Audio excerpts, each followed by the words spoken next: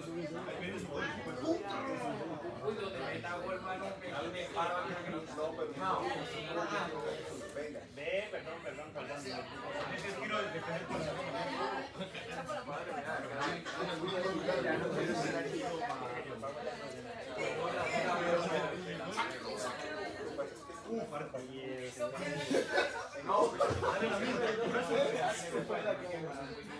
yo ahí pongo a los 11 en el arco.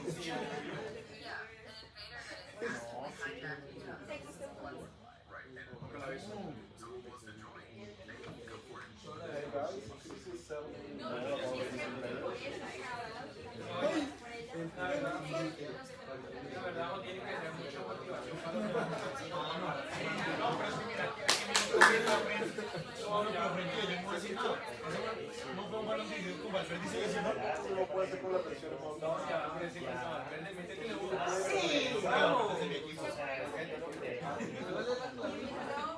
Pero es muy bueno,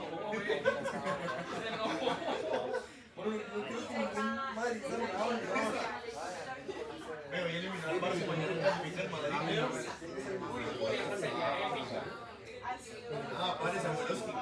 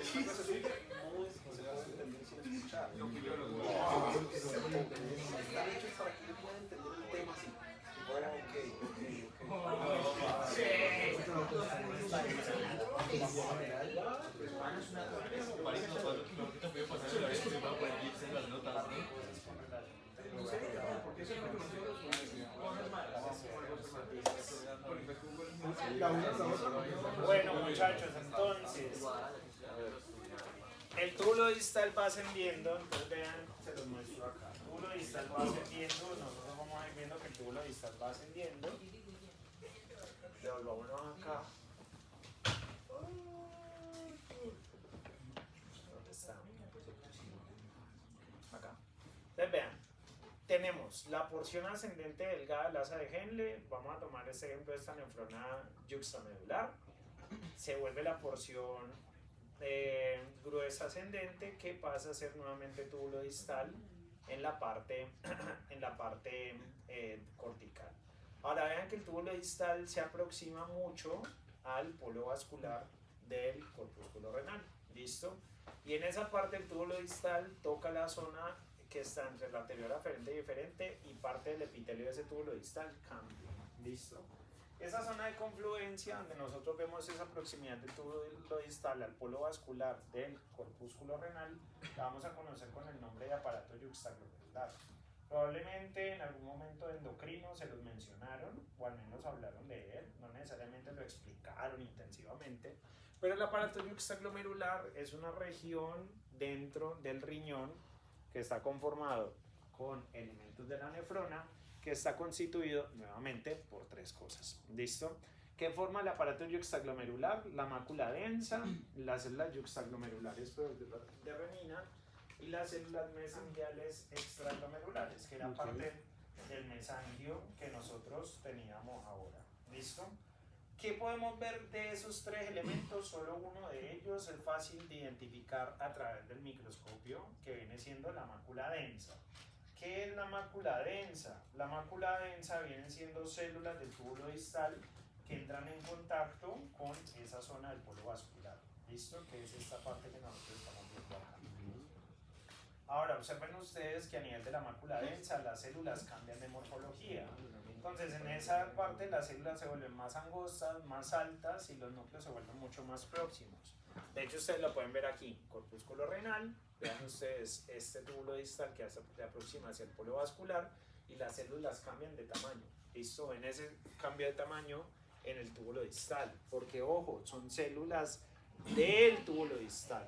¿Listo? No es que sean unas células diferentes o unas células que aparecen de otro lado, son células del túbulo distal, ¿listo? O específicamente del túbulo distal. Apenas empecé. Apenas empecé. Ah, ¿no había chicharrón? No, pero no se qué peligro. ¿Dónde es que había? No sé qué es eso. Envenenado, pero bueno. Sí. Profe, fue lo que se veía más parecido. Gracias. Más parecido. Bueno, gracias. Igual se ve rico. Igual acá. No se ve rico. Lo están imitando. En realidad lo queríamos matar porque no lo van a hacer. Entonces, la mácula densa, ¿cuál es la función que va a tener o qué vamos a ver que tiene asociado a la mácula densa? Básicamente va a ser un sensor de sodio, ¿listo? Mide la concentración o sensa la concentración de sodio y de cloro en el filtrado tubular. O sea, todo el ultrafiltrado que está pasando a través de esa porción del túbulo distal a nivel de la mácula densa permite sensar la concentración de sodio y la concentración de cloro, lo que permite que pueda hacer procesos de retroalimentación con el proceso de filtrado que está ocurriendo a nivel del glomérulo renal. ¿Listo? Haciendo que si por ejemplo sube el cloruro de sodio en el túbulo distal, se genere una señal de vasoconstricción para que se genere vasoconstricción de la arteriola aferente y esto disminuya la tasa de filtración glomerular que se está dando a nivel de esa nefrona. ¿Listo? Si se da el caso contrario, pues lo que vamos a encontrar es que una disminución del cloruro de sodio a nivel del túbulo distal pues trate de generar un aumento de la tasa de filtración glomerular. ¿Listo? Entonces va a funcionar de acuerdo a lo que esté pasando con el sodio.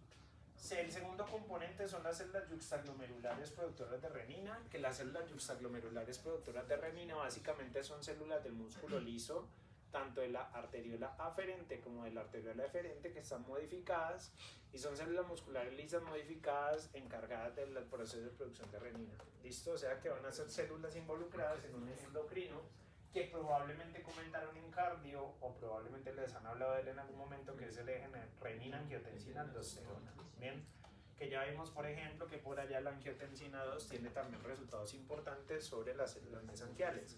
O sea que el aparato yuxtaglomerular, ¿en qué consiste? Es una zona de control endocrino para mediar o para controlar el proceso o la tasa de filtración glomerular de acuerdo a algunos factores, por ejemplo, en el caso de la mácula densa asociada a concentración de cloruro de sodio. ¿Listo? Pero por ejemplo, si es, digamos, exceso de urea, ¿funciona igual este ciclo de retroalimentación? Te mentiría porque no lo sé. Yo creo que le puedo hacer más bien esa pregunta a Helbert, porque yo sí te diría algo completamente equivocado, probablemente, porque no lo conozco. ¿Listo? Bien, entonces, de todos estos componentes, en la parte histológica, como les mencioné, únicamente se puede observar la mácula densa. Pero entonces su principal componente pues, que sensa es cloruro de sodio. Cloruro de sodio, ajá. O sea, cloruro de sodio y volumen, lo que no es de permite cloruro de modificar. sodio. Lo que permite modificar la tasa de filtración glomerular en cuanto a si puede filtrar más o menos dentro de su glomerular. Pero entonces, ¿cómo lo hace? ¿Cómo? ¿Qué modifica entonces cuando lo sensa? Las señales que genera diferentes mediadores que permiten modificar la actividad de las células yuxtaglomerulares, las que se encuentran a nivel de la porción renal. O sea que ya tenemos dos Células variables que tienen la capacidad de modificar la función ese flujo de sangre, el flujo de sangre a nivel de la modificar la resistencia vascular. ¿Cuál era el otro? que en las células mesangiales intraglomerulares. Pero yo solamente es a nivel externo, ¿no? Ajá. Okay. ¿Esos yuxtaglomerulares no son mesangiales también? Sí, ahí básicamente va a ser la mediación que tiene con las células yuxtaglomerulares para la producción de renina en el caso que, por ejemplo, disminuya el cloruro de sodio. ¿Listo? En el caso de que aumente, puede actuar bajo diferentes o bajo otros tipos de mediadores, no renina. ¿Cómo otra vez, perdón? Si hay una disminución de, no pasa nada, Juan. Si hay una disminución del cloruro de sodio sensado por la mácula densa, lo que va a generar es aumentar o estimular la producción de renina desde las células yuxtaglomerulares, que son las del músculo liso, de la arteriola tanto aferente como eferente. ¿Listo? Y el impacto que tiene la liberación de renina sobre todo el proceso de filtración es que se reduzca la tasa, se aumente la tasa de filtración glomerular. Perdón. En el caso contrario, que haya un aumento del cloruro de sodio, la mediación no se hace por renina, sino que pueden haber otros mediadores involucrados, que buscan es principalmente la disminución del calibre de la arteriola aferente, y esto hace o genera una disminución de la tasa de filtración glomerular. Así en rasgos muy amplios, ¿listo? Igual lo pueden profundizar con ejemplos más adelante por ejercicio. ¿Listo? Me llegan 3 meses. Pero si hay mayor liberación de renina, ese va a ser todo el ciclo de renina-angiotensina-aldosterona. Sí, porque activa el eje renina-angiotensina-aldosterona, o al menos la porción del eje renina-angiotensina. ¿Listo? Bien, entonces tenemos que buscar un glomérulo renal, listo, y ver, por ejemplo, el polo vascular. El polo vascular usualmente es la zona donde nosotros vemos que hay discontinuidad del espacio de filtración. Y ustedes ven acá un túbulo distal y observen que estas células que están en contacto con el polo vascular se ven de un tamaño mayor. ¿Listo? Esas células van a corresponder a la mácula densa. ¿Listo? Creo que en Wayne State se ve un poquito mejor. Ven, yo veo la debilidad de Wayne State.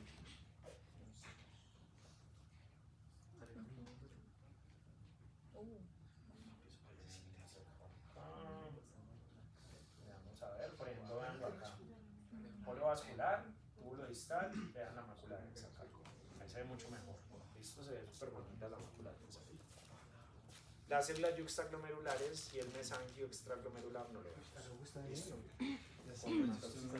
Profesor, ¿es HI? No, sí, Y el no. mesangio. ¿Eso es HI? ¿Cómo? ¿Eso es HI? Está ¿Y el remodado. mesangio qué, profe? ¿Yuxtaglomerular también? Extraglomerular. Extraglomerular. Vení, aquí es eso. Profe, no sé, por aquí no estamos. Por pruebas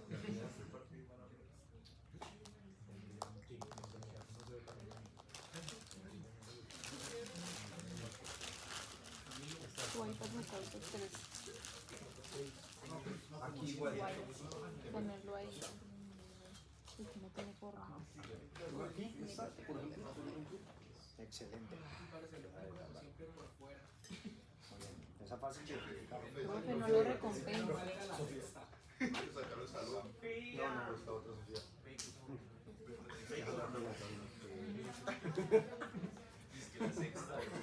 Que te vas a estar preguntando tan grosero.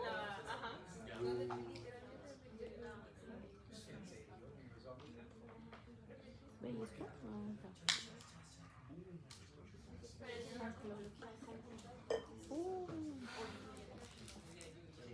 Ay, no, mira aquí. ¿Tu aplicación de notas tiene chat? La aplicación LOL. Y eso también lo tiene ahí dentro. Uy, tiene flashcard generator. Está chévere. Y quiz generator.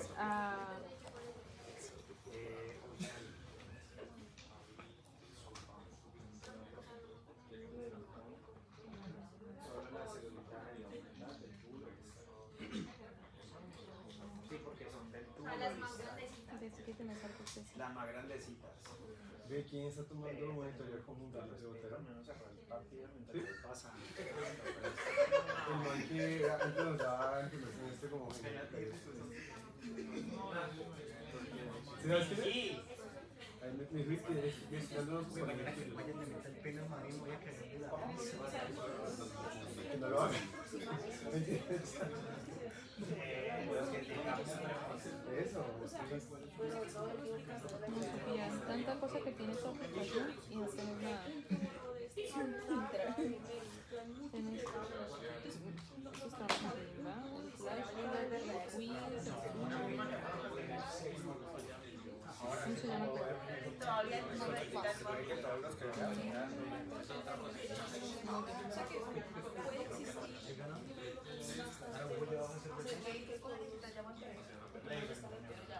Eso sí le quiere decir.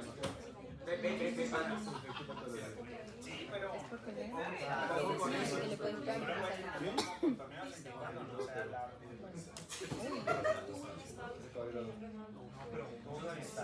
Es que mira cómo. No sé, pero si se ¿Le viste la cara? Pero así como se ve. Pero el color normal es azul. Y ese es como se contorneado. ¿Es este? No. Lisa. Sí, es este. La imagen que estaba hace 10 segundos. En el microscope, ¿sí? Como. ¿Cuál es de esas partes de la mácula? Sí, están internados. Álvaro, ¿qué parte de ahí es la mácula densa? La parte que se encuentra en. No, pero vení y señalá, Lance, así, una pausa activa. No, La célula, está casi. casi. Pero me señalaste otra Pero cosa. sí, lo siento. Es esa Isa. Álvaro y la máscara Sí, que son del túbulo distal, ojo, porque esto es del túbulo distal, son células modificadas del túbulo distal. ¿Sí?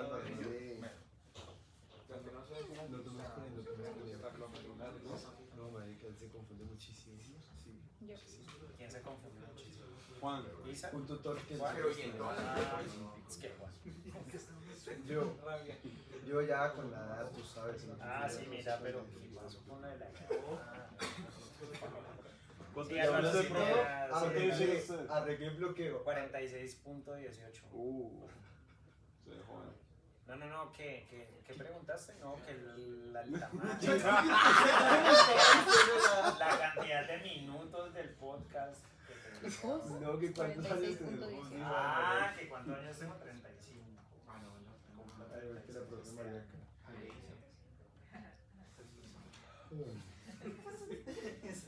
En fin. Bueno, otro componente de los riñones, vamos a ver qué es el tejido intersticial renal.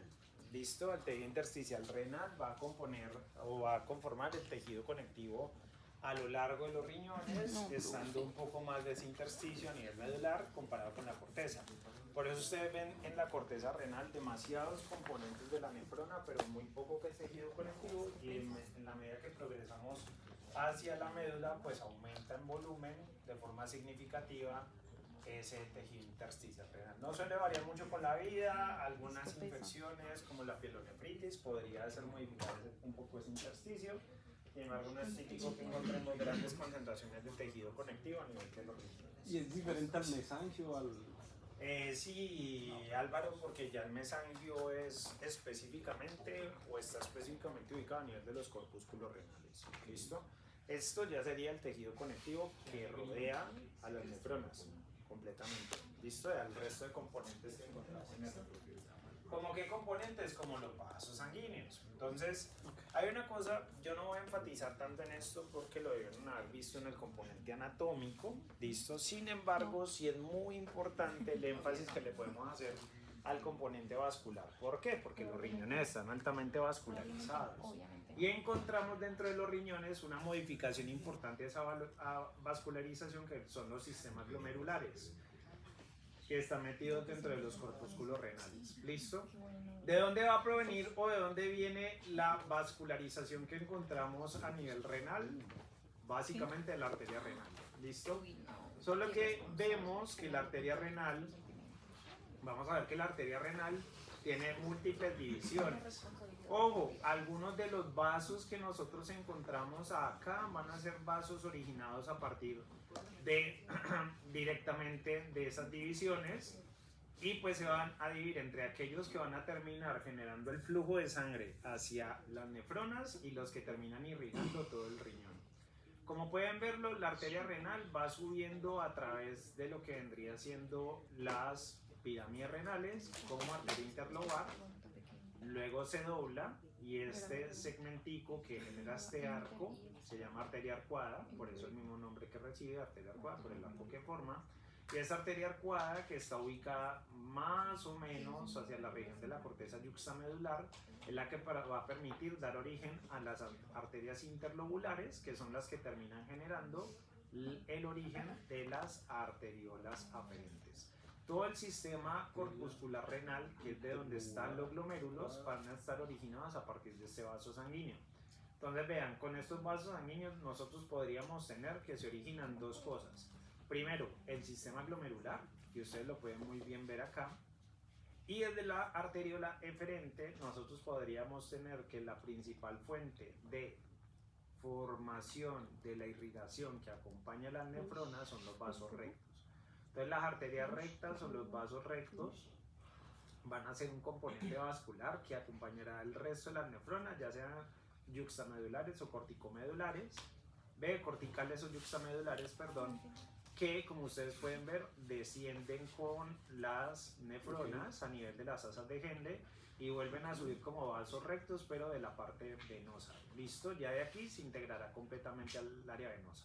Yo les mencionaba también que las arteriolas eferentes únicamente no tenían ese destino para formar los vasos rectos, sino que también vamos a encontrar que las arteriolas eferentes pueden estar formando a nivel de las nefronas, corticales unas redes capilares peritubulares, que esas redes capilares peritubulares no necesariamente acompañan el sistema peritubular de los vasos rectos. ¿Listo? En esos sistemas peritubulares vamos a encontrar nosotros que se genera pues el tránsito de la sangre que va a terminar irrigando el resto de componentes celulares del riñón y finalizamos con la salida venosa del riñón, que puede ser generada por diferentes vías, las que va por la vena arcuada, la vena internoval y finalmente por la vena renal, o aquella que va por la vena estrellada, que está en una posición un poco más marginal en comparación con el resto de vasos sanguíneos. No, Principalmente, y ya te doy la palabra Juan, aquí quiero comentarles algo y es principalmente esto. El sistema glomerular es diferente, ¿por qué? O es una excepción a la regla de lo que hemos visto en los vasos sanguíneos restantes, ¿por qué? Porque en este sistema glomerular nosotros tenemos la particularidad de que después de un componente capilar se genera nuevamente un segmento arterial. Recuerden, lo que hemos visto hasta ahora es que va a arterias, capilares, venas, pero aquí estamos observando que de una arteriola se genera unos capilares que son capilares fenestrados, anastomosados entre sí y vuelve a generarse una arteriola. En los sistemas portales, y por eso a esto no lo llamamos un sistema portal, nosotros veíamos que la distinción era que íbamos desde un componente venoso a un componente capilar y nuevamente un componente venoso. ¿Listo? O sea que los sistemas portales usualmente se caracterizan por ser flujos venosos, no flujos arteriales. Pero en cambio, este sistema glomerular nosotros vemos que es principalmente un sistema netamente arterial y no está basado inicialmente en capilares, está basado en arteriolas que confluyen en un capilar y luego sigue siendo una arteriola. Pero el hipofisiario sí tiene arterial. El hipofisiario sí tiene arterial, pero vemos que en el componente capilar no está generando una conformación específica como los glomérulos. Okay, se supone que esa eferente vuelve y regresa de nuevo No, la eferente va a continuar con el sistema de vasos rectos que va a acompañar a las porciones medulares, es decir, a las asas de Henle y continúan al sistema venoso. Pero entonces sí, el flujo es normal. Y entonces, pero la estrellada también, ¿cómo se dice? ¿Influye o no influye? Pero está involucrada en ese drenaje venoso que también viene de este acompañamiento del asa de Henle o es único y exclusivo para esa red peritubular. Mira que esa vena estrellada, puede que no lo recuerdo muy bien en este momento, te voy a decir lo que recuerdo. Esta vena estrellada principalmente está haciendo el influjo de la sangre de las nefronas que están a nivel cortical. ¿Listo? Sin embargo, desde la vena estrellada nosotros vamos a encontrar que nuevamente descienden también partes venosas que terminan confluyendo hacia la vena renal. Finalmente, toda la sangre de origen venoso sale del riñón a través del ilio por la vena renal. ¿Listo? Solo que puede provenir la sangre que viene hasta a esta vena interlobular de la región cortical o la región medular. ¿Listo? De la región medular viene por los vasos rectos, de la región cortical puede venir principalmente por estas venas interlobulares que drenan a la vena estrellada. Hacia interlobar lo mismo que interlobular, ¿cierto? No, porque, a ver, ahí hay una distinción que yo no me centré tanto en hacer en este momento. No, El es lobo diferente. sería todo toda la papila renal, o todo Sí, lo sí, que sí, nosotros sí. comprometemos con la papila, ve, con la papila renal, no con la pirámide La renal. pirámide. Los lóbulos son específicamente las zonas que están Sí. constituidas entre dos rayos medulares. Entre dos. Eso yo no sé. Rayos medulares. Ok. Está un rayo medular y las columnas de glomérulos al lado y lado. ¿Listo? Eso yo no lo profundizo tanto porque puede ser confuso al momento de identificarlo en la placa histológica. ¿Listo? Pero ¿qué encontramos? En medio de estos dos, es decir, en medio de estos dos sistemas que nosotros vemos acá, entre esos glomérulos renal, lo más típico es que yo encuentre un rayo medular. ¿Listo? Y las nefronas respectivas que están a los lados confluyan al conducto colector de ese rayo medular. ¿Y las nefronas? ¿Cómo otra vez? ¿Qué es nefronas? Mira, Juan, es que en los rayos medulares, que son esas extensiones que nosotros encontramos de médula corteza, vamos a ver no solo túbulos proximales y distales rectos, sino también conductos colectores. Entonces, ¿qué es lo que pasa? Los glomérulos que nosotros encontramos acá, Sí. usualmente corresponden a glomérulos que están rodeando ese rayo medular. ¿Listo? O sea que las nefronas que están al lado y lado usualmente confluyen a ese mismo conducto colector. ¿Listo? Esos sistemas que nosotros encontramos entre estas dos porciones arteriales y el rayo medular, eso es el lóbulo. ¿Listo? Entonces las arterias, por ejemplo, interlobulares que nosotros vemos acá, fluyen al lado y lado de los rayos medulares. ¿Listo? En cambio, el lóbulo vendría correspondiendo a todo el segmento de la pirámide renal. ¿Listo? O sea que dentro de un lóbulo renal podemos encontrar múltiples, dentro de un lóbulo renal podemos encontrar múltiples lóbulos. Ya, y se supone que entonces con la nefrona siempre va a haber un sistema arterial y venoso concomitante a la nefrona. Ajá. Pero ese sistema renal que se está formando allí principalmente se va a formar desde una arteria que es interlobular. Ah, ya. Claro. Pero ese sistema renal es desde una arteria. Sí, Sí, claro. es como porque la ilustración que normalmente vemos muestra una sola nefrona por lóbulo. Ajá. Sí, es por eso que las Pero nosotros tenemos el múltiples nefronas nefronas por por lóbulo. lóbulo. Ajá. Ya, Sí, porque típicamente la imagen que ustedes ven o las imágenes que ustedes van a encontrar es parecida a esto que yo tengo. O sea, la que está así en medio es interlobular Espérate un momentico. o intralobular. Sí, claro. Si uno ve como que en un lóbulo hay varias nefronas, las interlobulares son las que están entre esas nefronas del mismo lóbulo. Vean, usualmente Mientras que el las esquema que interlobales ustedes son las muestran que es como nosotros este. conocemos como... Ya entendí. Sí, Es sí, el esquema que usualmente les muestra. Pero no, en un lóbulo vamos a encontrar múltiples nefronas, Claro. ¿listo? Y en la mitad de ese lóbulo, lo que ve a los lados de ese lóbulo, lo que nosotros vamos a encontrar es precisamente las arterias interlobulares que están haciendo la irrigación de esos. Entre nefronas en español es inter... ¿Cómo? Las que están entre las nefronas en Es español, ¿inter qué? Interlobular. Lobulares. Y las que están entre... La que aquí es Entre las interlobar. pirámides renales son interlobares. Interlobares. Y la interlobar va ascendiendo hasta que hace el doblez en la región yuxtamedular y ahí ya se convierte en arteria arcuada. ¿Listo? O sea que las interlobulares son ramas de la arteria arcuada. Bueno, mis arcuados. Bueno, entonces, de lo que seguimos ahí nosotros es con el sistema colector. Bien, entonces, ¿qué pasa con el sistema colector? El sistema colector ya viene siendo una parte que recibe todo el ultrafiltrado que ha sido modificado a través de toda la nefrona, pero ojo, el conducto colector no se considera parte de la nefrona. Ya le expliqué al inicio de la clase, esto es básicamente porque el origen embriológico es diferente. Si bien es la misma capa germinativa, no corresponde a la misma estructura embrionaria de origen. Bien. El conducto colector hace parte de algo que llamaríamos dentro del sistema urinario el sistema colector, que no son más que aquellos conductos a través de los cuales principalmente se genera transporte del ultrafiltrado hasta que se genera, del ultrafiltrado y de la orina, perdón. ¿Dónde o qué tenemos de ese sistema colector? Los conductos colectores, los cálices menores, los cálices mayores, la pelvis renal, los uréteres y la vejiga. ¿listo? Ahora les menciono ultrafiltrado y orina porque el ultrafiltrado llega hasta el conducto colector. Ya de ahí en adelante ya nosotros tendríamos es únicamente orina. Entonces los conductos colectores son estructuras también de forma tubular, los cuales se distinguen muy bien del resto de componentes porque sus células tienden a ser bastante claras, es decir, se pintan acidófilos su citoplasma, sin embargo tienden a tener una acidofilia un poco más clara. ¿Listo?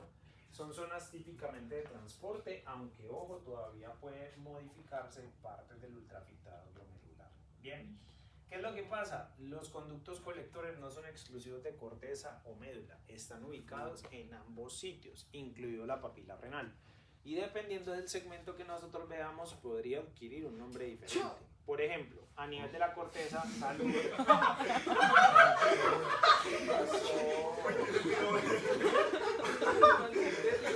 Estornuda, tranquila. Bueno, entonces, en la corteza vamos a encontrar que se encuentran al interior de los rayos medulares. Entonces yo ya les había comentado, existen estas estructuras que salen desde la médula hacia la corteza, que vamos a denominar rayos medulares. Ojo, no solo están porciones rectas de los túbulos proximales y distales, sino que también vamos a encontrar conductos colectores allí. Como esos conductos colectores están ubicados a nivel de la corteza, esos conductos colectores se pueden llamar conductos colectores corticales. Bien. Voy a decir las porciones corticales del conducto colector. Bien. Okay. Entonces son conductos colectores corticales o porciones No, corticales de conductos corticales, conductos colectores corticales. ¿Listo? O túbulos colectores corticales. Por si el conducto colector cortical, la triple C, te confunde, túbulo colector cortical también puede ser. ¿Listo? Bien, en médula, pues ya pasan a ser túbulos o conductos colectores medulares. Bien, aumentan en frecuencia, aumenta su calibre, hasta que en la papila renal, cuando confluyen en la papila, aumentan significativamente de tamaño y los podemos llamar conductos o túbulos colectores papilares o también denominados conductos de Bellini. ¿Listo? Que son los que están a nivel papilar. Entonces vamos a... Eso sí va a estar más al centro a diferencia de la asa genital, ¿no? Sí, más o menos. Más al centro, pero digamos de la papila renal. ¿Listo? Sí. ¿Y se llaman conductos colectores medulares? Los medulares son los metidos en médula y los papilares los que están a nivel de la papila. ¿Listo? Entonces veámoslo acá. Pero entonces son diferentes, Sí, son como porciones más. diferentes del mismo. Sí, son funciones diferentes del mismo. Conducto colector medular y conducto colector papilar. ¿Listo? O sea, eso sería médula y cortical sería... Y corteza. Son tres. Entonces, sí, son tres porciones del mismo conducto colector. ¿Listo? Entonces vean, en el rayo medular, estoy metido en el rayo medular, vean un rayo medular acá, ustedes pueden buscar el rayo medular que quieran, pero por ejemplo, nos metemos allí. Entonces son los que tienen las células más altas y las células menos teñidas. Entonces, por ejemplo, ustedes ven este largote de acá y usted me va a decir, profe, ese es un túbulo recto distal, ese de acá. Pero no, si ustedes ven, las células suelen ser un poquito más grandes, más cúbicas. Vemos que hay variación entre unas células que son muy claras y otras células que son oscuras. ¿Listo? Esto sería un túbulo colector cortical. ¿Qué lo caracteriza? Está metido dentro de un rayo medular. Si, por ejemplo, yo llego a preguntarle este tipo de túbulo y a mí me interesa ver que usted puede discriminar que es cortical Por el glomerular. hay un glomérulo ahí metido, usted ya sabe que está en corteza. ¿Listo? Pero usted cómo pone eso, yo no sabía dónde estaba. ¿Dónde están los corpúsculos? La corteza. ¿Dónde? En la corteza renal. Muy bien. Entonces esto ya me dice que es corteza. Bien. Muy bien. Cuando yo me voy para médula, entonces cuando yo transito para la médula y llega a la médula, me metí a la médula, entonces yo voy a ver también unos conductos grandísimos. Que ahora me los mostraban y me decían, ¿eso es porción gruesa de asa de Henle? No, ustedes véanlo por ejemplo acá. Yo tengo una porción delgada de asa de Henle, tengo una porción gruesa de asa de Henle y tengo un túbulo colector medular. Ay, ¿Cómo diferenciamos de, eso es todo igual, profe. de un túbulo recto distal? Porque el túbulo recto distal no se debería ver tan evidente en las células. Listo, las células no suelen ser así, suelen ser un poco más bajas. Y la coloración de diferente. Y la coloración es menos intensa, por ejemplo. ¿Cuál es la menos intensa? La del distal. ¿O está usando el de bueno o cuál? Sí, creo que ese corte está. Porque mira. Uy. Pero mira que algunos también ven Y aquí se supone que esto que se supone que es todos estos cortes que están soplando. Este sería uno. Túbulos. Tuvo los colectores medulares. Ese sería uno. Todos estos son. Pero ese sería cortical. Sí, sí. Estos serían todos tus colectores. Ajá, Medulares. colectores medulares. Bien. Por ejemplo, ahí los ven. Ahora, pueden haber cortes transversales de ellos también, porque vean que acá la imagen me ofrece muchas zonas. Vean que yo los puedo encontrar también por acá, cortados de forma transversal. Entonces vean que acá tenemos, ¿qué es esto? Ese es un túbulo distal. Proximal. No, es Proximal, mírame allí la especificación apical. Pregunta, ¿hay corpúsculo No, es renal? hasta Ángel, pero por seguridad es Ángel. Por seguridad de la sangre. Por seguridad de Y ese sí es el túbulo porque se ve. ¿Y qué es lo que le estamos hablando? Por seguridad de túbulo, contorneado. No. B, túbulo, colector, medular. Medular. No me gustó porque. No se dejen confundir. Usted me está Nuevamente, confundiendo, ¿hay profe. corpúsculos? La respuesta es sí o no. Si en su algoritmo no, mejor. Y si estamos viendo esto ya no se llama túbulo proximal. Se llama Eso no son las porción gruesa de la especializaciones sangre. apicales. Pero igual es porción gruesa de la Pero sangre. ya se llama el. Aquí esto sería la distinción de otra. Ajá. Cuando no vemos. Gruesa Y el colector. Muy bien, Juan, excelente. gruesa y colector. Listo. Vean que esta imagen tiene una ventaja sobre otras imágenes que están disponibles de riñón, porque aquí yo alcanzo a ver una papila renal. Este es todo más difícil. ¿Listo? Esta es la papila renal. Entonces, cuando yo me acerco ahí a la papila renal, cuando yo empiezo a acercarme a la papila renal, ¿qué va pasando con los conductos colectores? Vean que se van volviendo más grandotes. Tienen un epitelio cúbico, luego empiezan a verse como cilíndricos y luego empiezan a verse como si fueran pseudoestratificados o estratificados, como lo ven acá. ¿Listo? Cuando ya los conductos se vuelven tan grandes y confluyen hacia la papila renal, esos túbulos colectores se llaman túbulos colectores papilares o conductos de Bellini. Entonces vean que esto es muy grande, el epitelio es muy alto, ¿listo? Incluso el epitelio se ve estratificado. Los túbulos colectores papilares son estratificados. Ellos ya no hacen intercambio, ellos ya no modifican el ultrafiltrado, simplemente sirven para la conducción de orina por fuera del parénquima renal.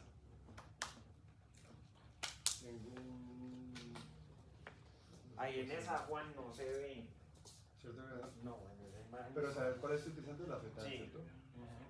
Porque No, es que pero dice, igual no se ve tampoco en la porque es que norma, dice se ve. cáliz menor, por eso la puse. Ah, ok, la imagen de cáliz menor que está por acá abajo. Sí.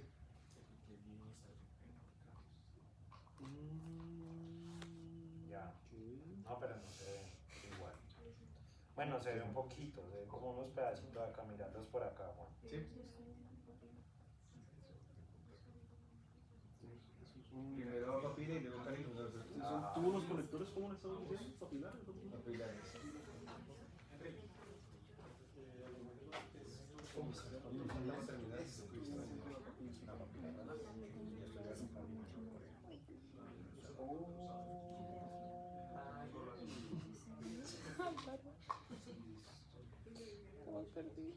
La papila es toda la unión, ¿verdad? Piramidal y cáliz. Tiene esta forma. Bueno, de ahí en adelante, básicamente, a partir de la papila renal, que ustedes la están viendo allí con microscopía electrónica de barrido, que es esta, listo, vean que se ve el área cribosa ahí, que es a través del sitio donde pues los conductos de Bellini están irrumpiendo sobre la papila renal. Y de esta manera empieza entonces a filtrarse orina hacia el sistema pelvis calicial. ¿Listo? Entonces la orina empezará a bajar a la pelvis calicial, donde primero pasará por los cálices menores, luego por los cálices mayores y finalmente a la pelvis renal. Desde ahí en adelante, como esto ya es una zona colectora, ya las cosas desde el punto de vista histológico cambian. ¿Por qué? Porque ya de aquí en adelante los órganos van a tener una estructura histológica hueca, en la cual los órganos van a tener esta composición histológica. Quiere decir que los órganos de ahí en adelante van a estar conformados por 3 túnicas, una túnica mucosa, una túnica muscular, y una túnica adventicia o serosa. Y el epitelio que caracterizará esa túnica mucosa es un epitelio que llamamos epitelio transicional. ¿Listo?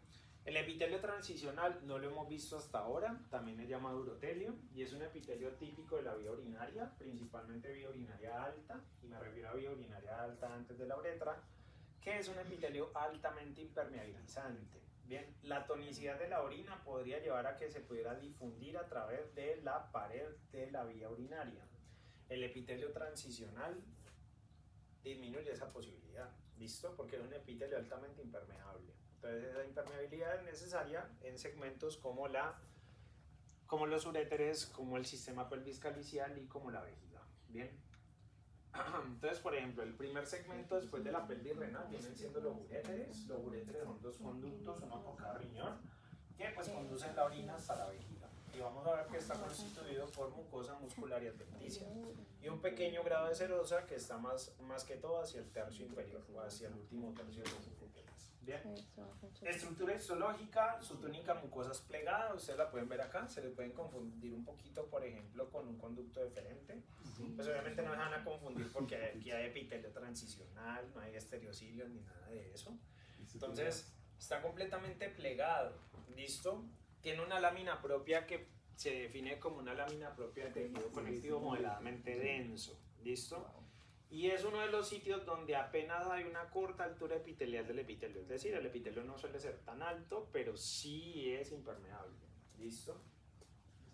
Profe, ¿qué fue lo que dijo de la túnica serosa? ¿Que está en qué parte? Solo en el último tercio, en el tercio final de los uréteres, usualmente hacia el trígono vesical, que es la zona en la cual pues vamos a ver que ocurre esa inserción de los uréteres. Hay un pequeño revestimiento de serosa de peritoneo que tenemos ahí.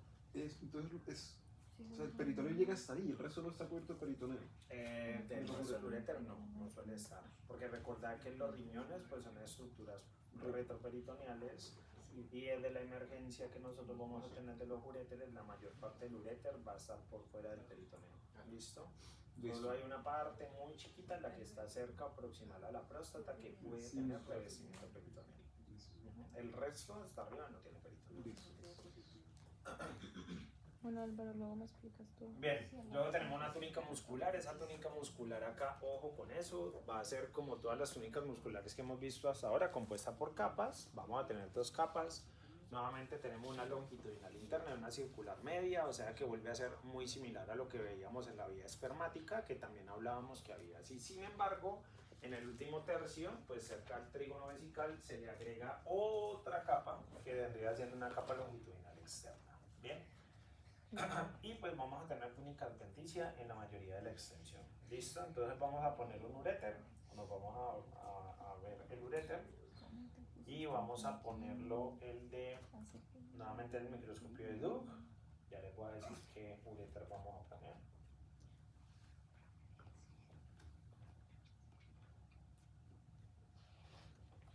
Horroroso.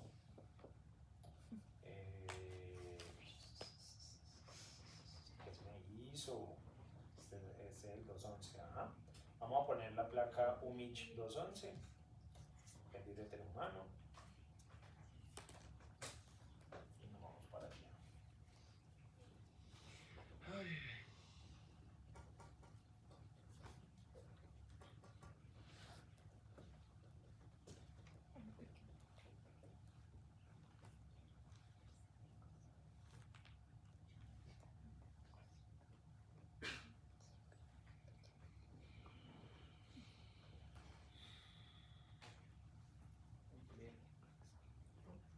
What the fuck.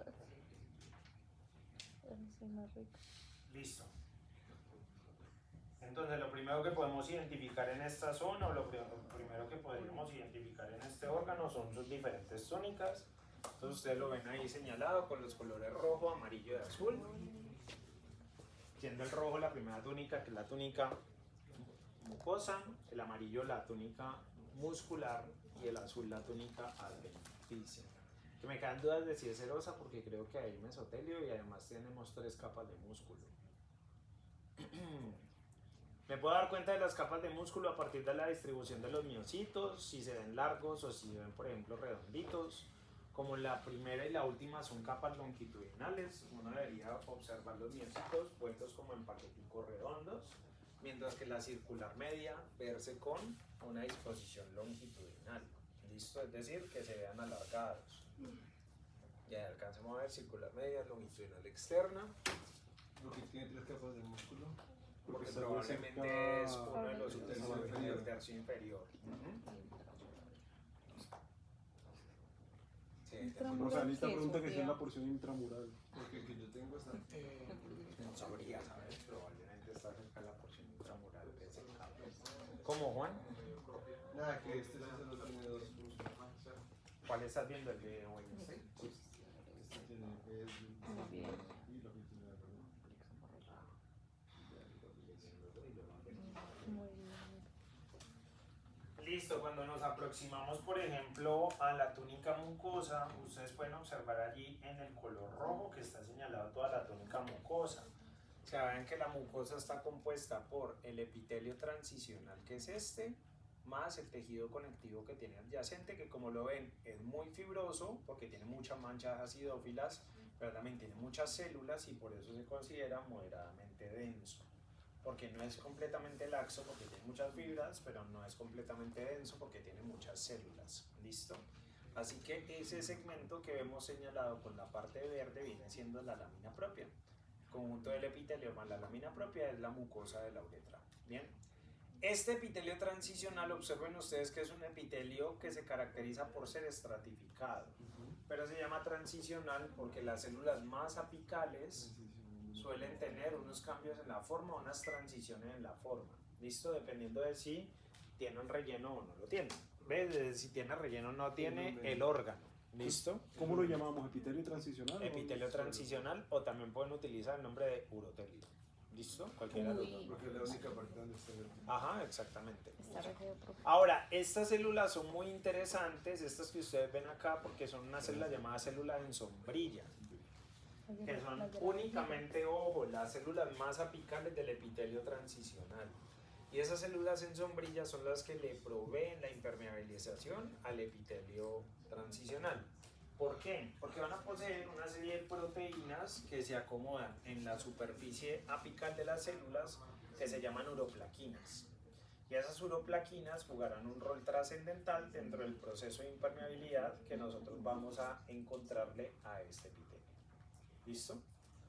Entonces ese epitelio, bastante importante que lo tengamos en cuenta, una de sus ubicaciones va a ser en ureter, pero ojo, ese epitelio está presente desde los cálices menores. ¿Listo?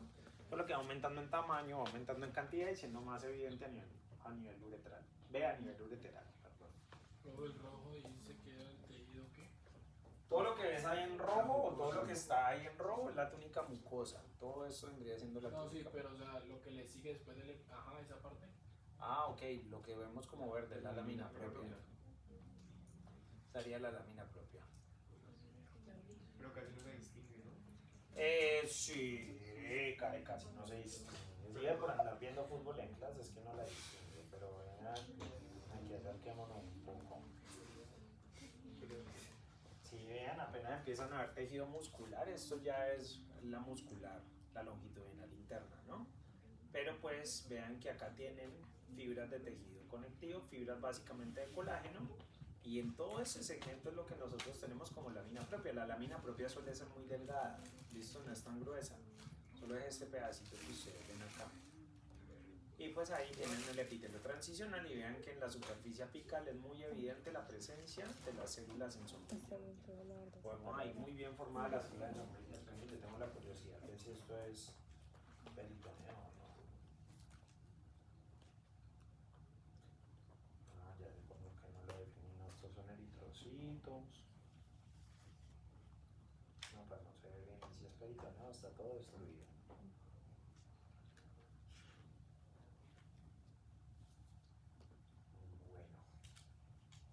Segundo segmento que nosotros encontramos acá viene correspondiendo a la vejiga.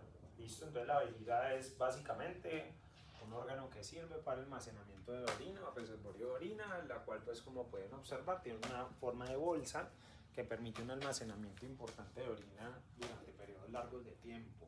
La vejiga igual tiene la misma estructura histológica que habíamos visto para el ureter, es decir, tiene túnica mucosa, muscular y adventicia.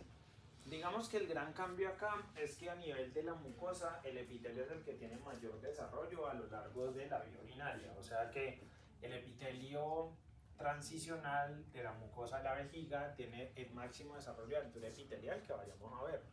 Eso hace que pues sea una capa bastante gruesa, listo, y tenga una fuerte impermeabilidad a ese nivel. Pues tengan presente, los uréteres no suelen almacenar orina, mientras que la vejiga sí lo va a hacer, por lo tanto esa demanda de impermeabilización va a ser mayor, que es reforzada no solo por las uroplaquinas, sino también por los complejos de unión celular que tienen las células epiteliales a ese nivel. ¿Listo? Disculpe, estamos. Yo ya no recuerdo bien si eso lo leímos en un artículo, dijo la profe Joyce, pero ella nos mencionó que hay la membrana basal. Ajá. Se encuentra constituyendo parte de la lámina propia del urotelio de la vejiga. No te entiendo. Sí, no, o sea, lo tengo apuntado. No. Pero como así, no sé, tendría que ver específicamente lo que Ella dijeron. nos menciona, la membrana basal está en testículos, cristalino y la lámina propia del urotelio de la vejiga. Recuerdo sí. Ok, pero ¿qué? Membrana basal, es lo que tengo anotado. No, porque membranas basales hay en todos los epitelios, por eso te pregunto.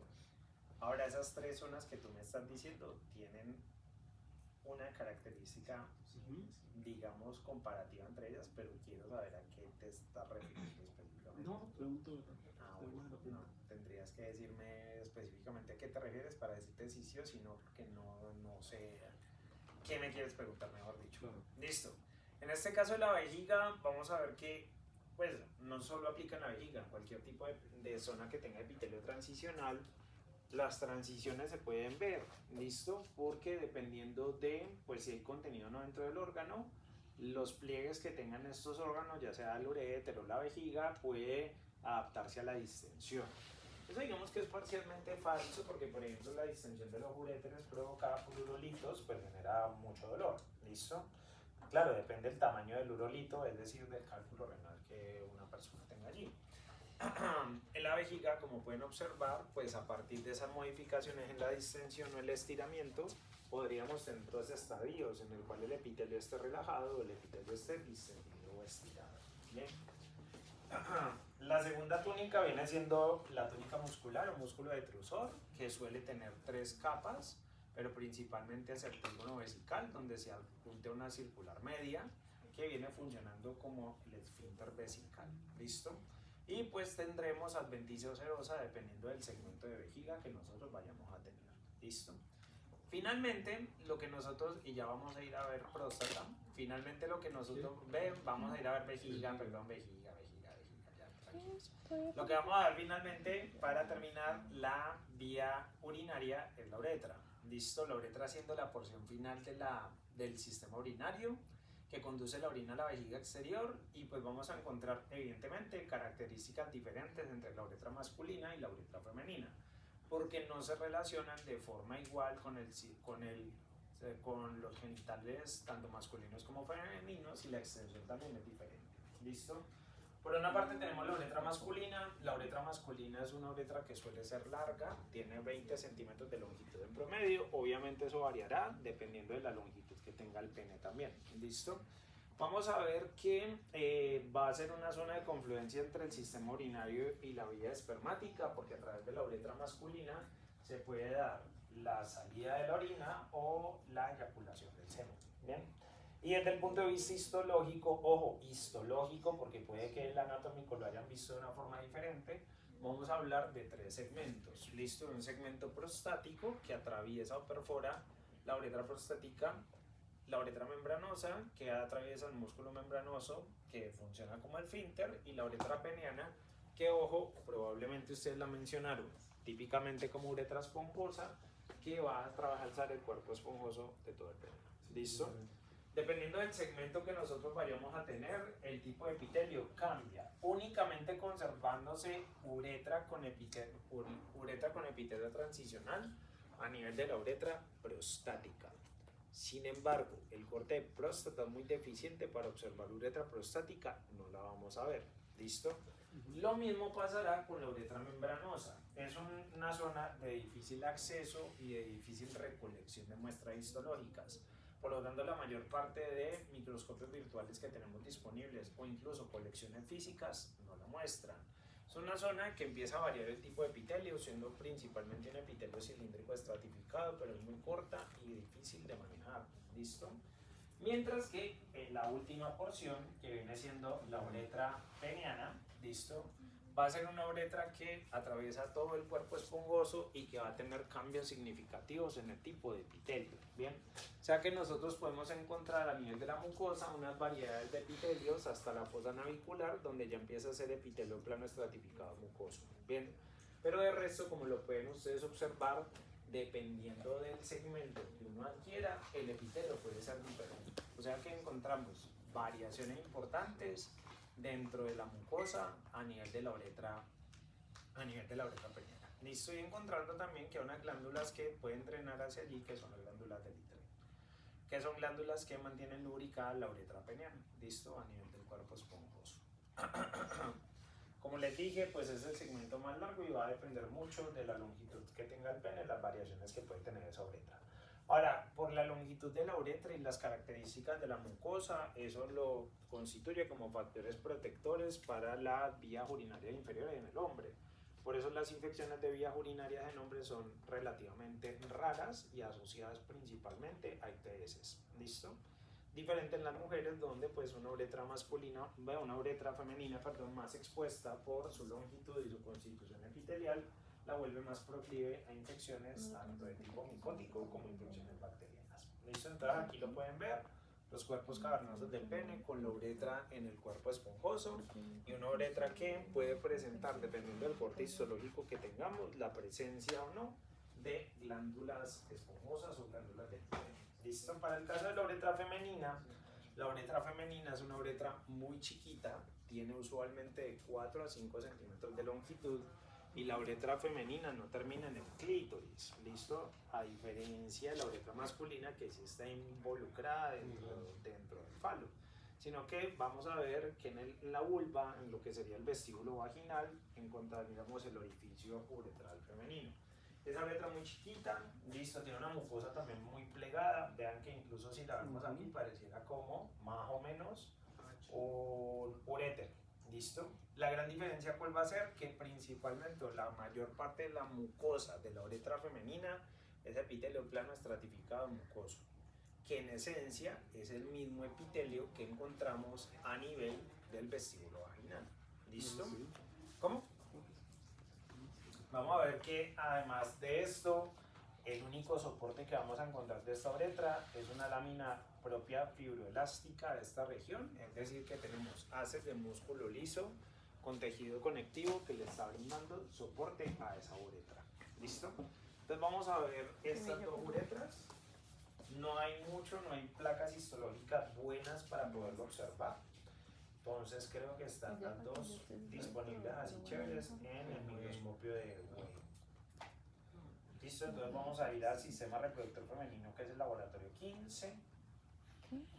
Allí, no mentira, está en urinario, yo soy un pendejo, sí. Ustedes me dejan ser, pero pues bueno, aquí tenemos uretra masculina y uretra femenina. ¿Cómo así que sí? En la uretra femenina, ¿cómo? No, que me confundió. ¿Por qué te confundiste, bebé? O porque dijiste sistema reproductor femenino. Sí, ¿Usted también se confundió? No me paren bolas, me confundí. Ok. Pero no es urinario. Sí, es urinario. Es urinario. Entonces, en el caso de la uretra femenina, oigan, les soy honesto, tener una biopsia de uretra femenina es dificilísimo. Yo no sé cómo hicieron para placa histológica, a ver si cuenta, pero la obtuvieron. ¿Por qué? Porque obviamente tiene que ser sobre un cadáver. Listo, no puede ser sobre una mujer viva. Y dos, el abordaje o el acceso es muy complicado. Además que por la acidez del pH vaginal suele deteriorarse muy rápido el epitelio post-mortem. No sé, pero bueno, al menos es una placa histológica bastante buena. Ustedes alcanzan a ver ahí en el centro algo que se parecería mucho al esófago por el tipo de epitelio que presenta. ¿Listo? ¿Por qué? Porque tenemos nuevamente epitelio plano estratificado, mucoso. La uretra femenina principalmente es epitelio plano estratificado, mucoso en su mucosa. ¿Listo? ¿Cómo lo vamos a tratar? Y así es como lo vamos a determinar. Bien. Ahora, ¿a mí qué me ayuda para determinar que eso es uretra femenina? Y no esófago. Difícil. ¿Por qué? Porque es que el tejido conectivo y el músculo es abundante y empieza muy temprano por debajo de la lámina propia. La lámina propia es muy chiquita. El resto es músculo principalmente. ¿Listo? Vos dijiste las capas musculares, no sé, no me acuerdo. No, a nivel de la uretra femenina no hablamos de capas musculares, Juan, porque mira que están rodeando, hay mucho músculo rodeando la uretra femenina. ¿Listo? Y se conjuga con el tejido conectivo. No, pero me refiero a que, o sea, que las túnicas van a ser igual. O sea, una mucosa muscular adventicia o no. Mira que Ok, ya, eso era. sí, solo ahí hablamos de una túnica mucosa. De la mucosa para diferenciar. Porque no mejor no incluimos esto en el práctico. ¿Qué? Pues es que está ahí. En estado a ver práctico, ¿cómo así? No, que porque mejor no dejamos esto por fuera del práctico. Ah, sí, te entendí lo contrario. Yo también. Ya estaba buscando unos sicarios y no se me va a También perdamos todos y repetimos apoyo. el próximo semestre. Ahí. Y no nos dejamos de ver. Bueno, entonces. O si lo vas a poner por o sea, de verdad, si puede entrar. Sí, puede entrar. Sí, uretra, pero es que uretra solo es mucosa. Exacto, pero entonces si yo puedo, bueno, si preguntas una O sea, yo no pues te voy a preguntar eso a estas alturas de la vida. No, pero yo me refiero, ¿Por qué no? No, ¿Qué no dices? estamos en digestivo, no, Siempre te va a está preguntar bien, eso. una buena Fabio. pregunta. no, espérate. Yo sé, o sea, la túnica, yo creo que ya todos aquí sabemos cómo identificar una mucosa, entonces si es la túnica, pues sí. Pero digamos si nos pones a decir el órgano, si solo decimos uretra, Sí, uretra también. porque la masculina no es. Veamos, por ejemplo, en este corte de pene, cómo se ve la masculina. Entonces, tenemos 3 cilindros. Por la miniatura. Pero Los si 2 siempre- cilindros que por la están miniatura. pareados son los cuerpos Por la cavernosos. miniatura, ¿Listo? sí. Y No, el pero le cuerpo ponen que está único es el cuerpo esponjoso. ¿Dónde va a estar ubicada la uretra masculina? En el cuerpo esponjoso. Profe, en su parcial práctico vamos a tener miniaturas o no? No, No, yo no las pongo. es yo. ¿Por qué no las pone? Yo dispone miniaturas. Claro. Sí. Voy a hablar con ella. ¿Y por qué? ¿Qué puede estar pasando? ¿Cómo así? Qué bonito. No, como así, profe. ¿Cómo así? ¿Por qué no? ¿Por qué no? No, profe, dame un argumento. No, si mucho en un cordón umbilical y usted no en cordón umbilical. ¿Qué? Bueno, entonces vean, aquí tenemos el cuerpo esponjoso y en el cuerpo esponjoso vamos a encontrar en el centro del cuerpo esponjoso, como lo pueden ver, el epitelio. Y como lo pueden alcanzar a observar allí, porque no se alcanza a ver muy bien, es un epitelio que parece estratificado y particularmente es estratificado cilíndrico, porque tenemos células que son muy O sea, altas. pseudo.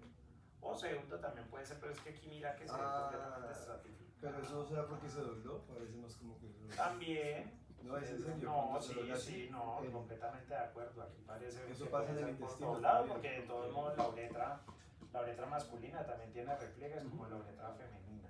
¿Listo? El punto es que vengan, yo veo una cosa acá, en el sistema reproductor masculino, yo no sé si hay un pene. Si hay un pene. Y además este pene de acá, vean que aquí también tenemos otro pedazo de uretra masculina. ¿Listo? ese sí Profe, es la placa Y de acá sí ahorita se ve era chile. estratificado. Pero cilíndrico siempre La placa existe. La placa de ahorita era ¿Cuál es la chile. diferencia? No ¿El sé. epitelio o el- La ahorita, ¿lo que qué? La uretra masculina de ahorita no era chile. No, era una tinción tricrómica. ¿Y este pseudoestratificado? Le llaman. Ah, pero pregúnteme Y qué tenemos nuestra uretra masculina. ¿Por qué está estratificado? Porque ustedes la ven estratificada. O sea, y de ahí podemos sacar tanto cosa como, bueno, me imagino que la membrana propia y la célula. Y el órgano. Y el órgano que es pene, pero para ustedes identificar que es pene, así, aquí sí probablemente necesitan la miniatura. Ponga la propia. Esto es lo que me dice. ¿Por qué? Porque esencialmente porque no vimos pene en detalle, uno. Porque yo les podría decir, no, esto se ve que es pene impresionante por los espacios cavernosos que tenemos acá, que son eréctiles, ¿no? Pero no lo vimos en detalle en el componente histológico, entonces también sería muy justo si yo Muy no bien, les pongo ahí profe. la Muy bien, profe. Ok, espera. Y lo que iba a decir. Profe, si usted nos pone la miniatura, nos puede poner las uñas. Sí, eso sí. Hagamos ese trato. Ignorar Ya. ese comentario. Profe, no ¿Por nos ponga nada de cámara Que tiempo. sí. Claro, el órgano dices que es pene, pero... No, pero el órgano sería uretra masculina. Ok, Ajá. entonces, por eso. Sí, en este caso el órgano no sería como tal el genital, sino lo que está dentro. O sea, al alcance de los conocimientos que vimos en la clase de hoy, sí, el órgano de esto sería uretra. Ajá, uretra masculina. Masculina ok. porque yo puedo ver el estratificado. Pero para yo saber que es uretra Porque es masculina, tengo que saber que eso que veo ahí es pene. ¿Me entendés? Sí, pero pues... No, porque si la comparas igual con la femenina Pero es plana estratificada. Pero es plano. ¿Cómo? Pero es plano. Aquí este es el... Ah, no, total, sí, no, de acuerdo. Pero que lo vean y después digan, ay, no, eso es uretra. O sea, si él nos Sí, dice ya sabemos que no es dos uretra uretras, porque no tiene ¿cuál uretra es? muscular, Ni transicional. pero se puede convertir. O sea, si usted nos dijera, es uretra, ¿cuál uretra es? Ahí No va a sabríamos, pasar. sabríamos, Navidad. No va a pasar. sabríamos por el epitelio. Feliz día. No, pero No digo que esa vaya a ser una pregunta, sino que si ya Pero puede supiéramos- serlo. Pero puede ser. No, o sea, digo no, que... Profe, pero no. debería. Esta Si le damos propuesta de la 10.000 representante chicharrones, está ¿no puede bien. ser? No, cambian de representante. Más bien. Profe, usted no me entendió Profe, mi ya pregunta. se acabó. Ya estoy disociado. ¿Cómo van? No, Ya, profe, repo- entonces cancela. bueno. ¿Ya qué? ¿Se acabó no? Sí, ya se acabó. Ya llegó incluso la profe. Puedes repetir. ¿Cómo? Pero esperen, déjenme rematar la clase. ¿Todo bien? Álvaro, No, ya, se acabó la ya clase, pasó Álvaro. porque no va a decir nada de Cali. Oye, con esto acabamos el componente de histología. Sobre lo que acabamos de ver ahora, pues es la valoración en el examen. Y Pero ya- no en este, ¿no? ¿Cómo? En este no. Sí, en este. En el. Mañana. ¿Qué pasó? Cállate. ¿En este? No, ¿cómo se llama? Es el tercero.